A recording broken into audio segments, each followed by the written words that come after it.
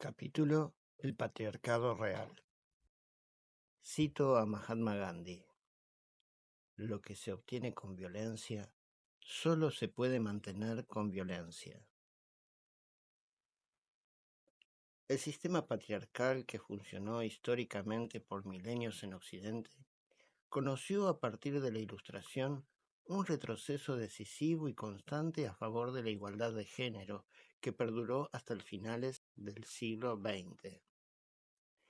Gracias al advenimiento de las democracias y, entre otros factores, a la lucha llevada a cabo por personas con espíritu igualitario, las uniones matrimoniales pactadas que funcionaron históricamente por milenios en Occidente se fueron desdibujando al motivarse las uniones basadas en el amor. Con el cambio, los hombres se fueron involucrando más en el cuidado y crianza de niños y niñas, y las mujeres fueron volcándose al mercado laboral, conquistando en avance significativo nuevos puestos de poder, los cuales fueron ejercidos de manera brillante, derribando mitos que no son más que fórmulas de construcción de la realidad. Los nuevos métodos de control de la natalidad dieron a la vez mayor posibilidad de planificación y decisión, y del disfrute de la sexualidad por fuera de lo estrictamente reproductivo, tanto a hombres como a mujeres. El desenlace del matrimonio por amor produjo también, al final del siglo pasado, nuevos cambios en las conformaciones familiares, con familias ensambladas y funcionales que hace poco tiempo hubieran sido impensadas o socialmente mal juzgadas, como así también transformaciones en la cultura y en la organización social en general. Los logros para los hombres fueron enormes. Desde lo intrafamiliar pudo encontrarse un lugar de participación emocional desde lo afectivo, antes dados desde un lugar de poder y control. Las ganancias para las mujeres no fueron menores. La inclusión en el ámbito laboral permitió que pudieran desarrollarse por fuera de lo estrictamente familiar y ejercer una autonomía económica. Su alta inclusión en el consumo, responsables directas o indirectas del 80% de las decisiones de compra en los hogares, según algunas fuentes, le confirió además una preeminencia en los medios de comunicación comercial, y su inserción en los procesos electorales les otorgaron lugares de poder en un proceso en el que faltan sin dudas avances, pero que recorrió el camino firme hacia la justa igualdad. Sin embargo, el patriarcado va más allá de estos progresos en los roles sociales, conviviendo e incluso alimentándose y creciendo con las diversas modalidades de género dentro de una sociedad que siguió operando fuertemente bajo el patriarcado real. Este ordenó siempre desde la ley, la violencia, la represión, la restricción de derechos y la cárcel. El término patriarcado real que se usará debe ser asociado a realeza, a rey, a reinado y, por tanto, asociado a lo mitológico, a lo mítico, a la mentira. El patriarcado real, desde su transformación hace miles de años, fue imposición mediante la violencia en sus diferentes aspectos. Por tanto, quien ganó la batalla fue quien concentró el poder.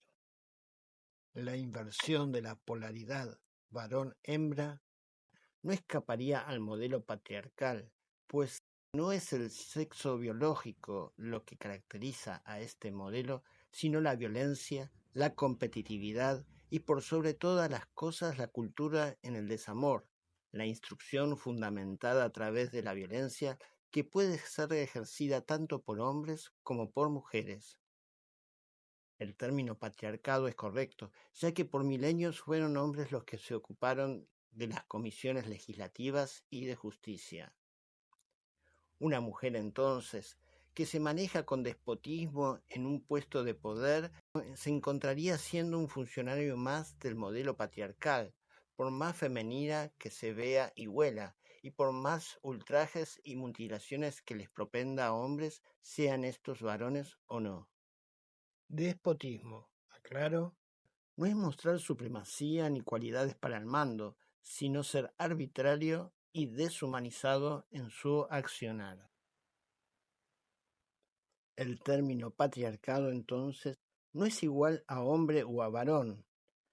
Tampoco veremos que la maternidad es atributo excluyente de las mujeres. Respecto a la maternidad, el biólogo Humberto Maturana advierte que, cito,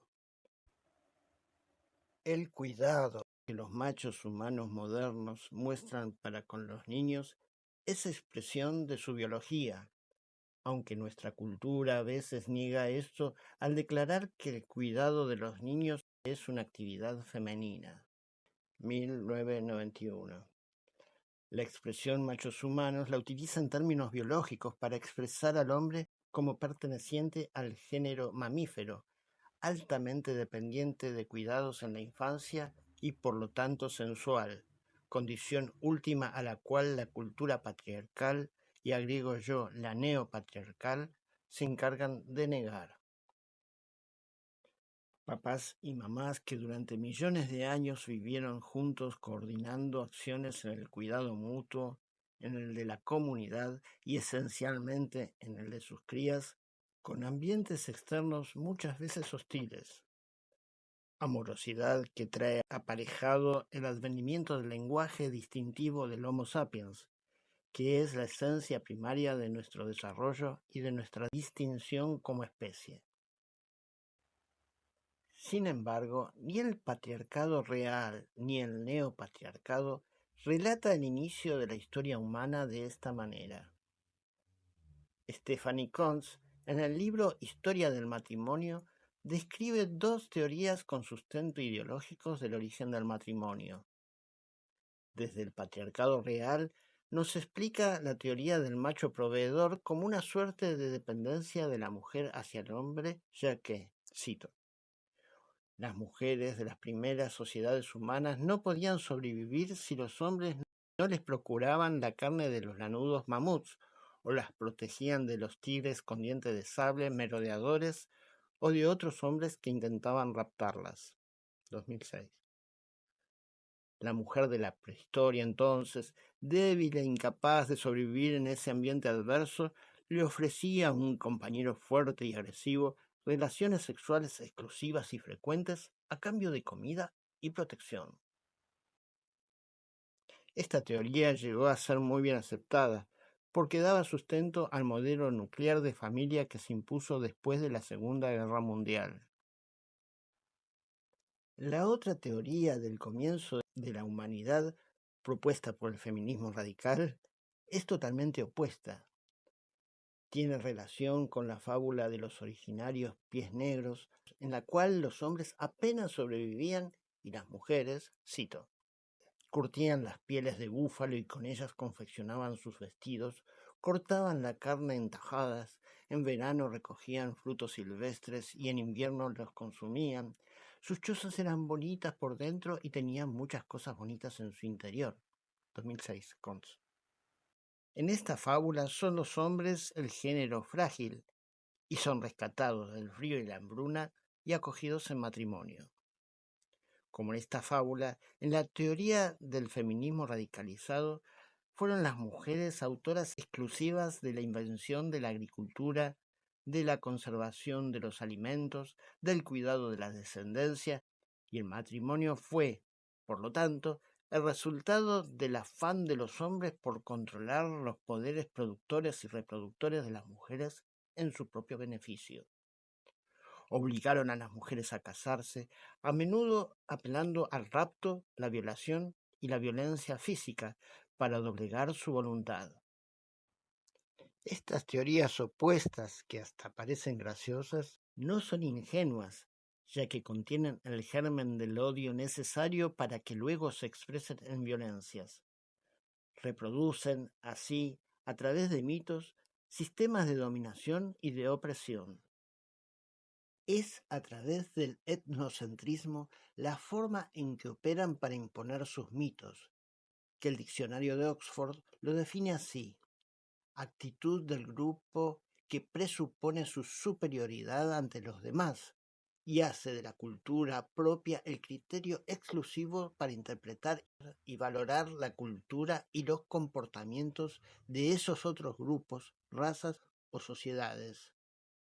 Y agregó, de acuerdo a una cosmovisión propia. Lo que hace el etnocentrismo entonces es, cito, considerar las prácticas de la propia cultura como el parámetro de lo que es correcto o incorrecto, juzgando las costumbres de otros como negativas o inconcebibles. Campo 2008. Por eso, cito de nuevo, al constituirse la categoría comparativa, el etnocentrismo ordena la realidad social de forma jerárquica y establece criterios de superioridad e inferioridad respecto a los estilos de vida propio y de los demás. Guinard, 1998. Lo peligroso de aplicarlo radica en que, cito nuevamente, el etnocentrismo puede engendrar intolerancia, adhesión ciega y exclusiva a sus propios valores, tomar formas extremas cuando no extremistas, llegando hasta la negación y la destrucción de otras culturas. Bonte, 1996. Los extremos que ratifican míticas teorías de extremo son cuestionados por otros antropólogos que nos dicen que durante 2,5 millones de años los humanos vivieron en comunidad, en la coordinación y la colaboración, y todas las posibilidades reales de existencia revelan que fue este tipo de vínculo, y no otro, el que posibilitó su subsistencia. En la exogamia y las alianzas cooperativas de los distintos grupos está centrado el comienzo de la humanidad. Estos primeros modos patrilineales o matrilineales no fueron herramientas de dominación, sino modos de organización. No fueron formas de comercio sexual, sino formas de distribución genética no incestuosa. No estaban basados en lo especulativo, sino en la cooperación. Las uniones para la procreación y el cuidado de la descendencia basados en la coordinación y la cooperación y no en el sometimiento fueron la base integradora para relaciones familiares duraderas y fructíferas, tal como sucede en numerosas parejas actuales en las que, según Gottman, la sexualidad son expresión del encuentro para la vida y el cuidado y no a la inversa. Es un error del feminismo radical decir que las uniones para la concepción de las familias humanas surgieron para la opresión de la mujer. Las familias no comienzan con el matrimonio regulado por una cultura esclavista. El patriarcado real se dio con regularidad en culturas que, por el uso de la violencia, dominaron y se impusieron a formas culturales igualitarias. La hipótesis en general respecto a cómo llegó a constituirse el patriarcado real se entiende en este ensayo como un proceso contingente que subordina a la mujer y al hombre en su totalidad, haciéndolos esclavos a través de la fuerza física o los mitos y alejando a ambos de su ser matrístico. El feminismo radicalizado no explica el proceso de cómo se constituye el patriarcado real que denuncian con una visión sesgada y lo infieren como un proceso concebido y dirigido por el hombre, el cual pareciera ser el único beneficiado. Su modo de interpretar a las comunidades primitivas se basa en el método que peca de etnocentrista, imponiendo así míticas teorías de extremo. Esta piensa y juzga al adjetivado varón desde su radicalizada y sectaria constitución ideológica. A diferencia de estas concepciones patriarcales sobre el origen de la civilización, la representación matrística respecto a la naturaleza del humano que precedió a la esclavista por millares de años, provee una conceptualización de la problemática de género posible de transformación, ya que lo que posibilita es recuperar las valías beneficiosas de ser hombre o mujer en vez de pretender la eliminación de la monstruosidad del oponente, sea este hombre o mujer. No se trata de una batalla contra el matrimonio o hacia uno de sus integrantes, sino una vuelta gradual a una convivencia matrística. La concepción del hombre matrístico, actual fruto sufriente del patriarcado real, revela ser más cercana a la realidad del nuevo hombre que se venía transformando progresivamente desde el siglo XVIII hasta finales del siglo XX, pero que, con fuerza tenaz en este siglo XXI, el globalizado movimiento radicalizado está empeñado en destruir, motivados por una mítica utopía radicalizada. Mientras que utopía es aquella isla imaginada por Tomás Moro en donde se hace imposible llegar porque todos diferimos de cómo debiera ser ese destino ideal, matrística es el lugar donde regresar, un universo cercano dentro de cada uno de nosotros, de mujeres, hombres y, por sobre todo, latiendo en forma potencial en nuestros niños y niñas.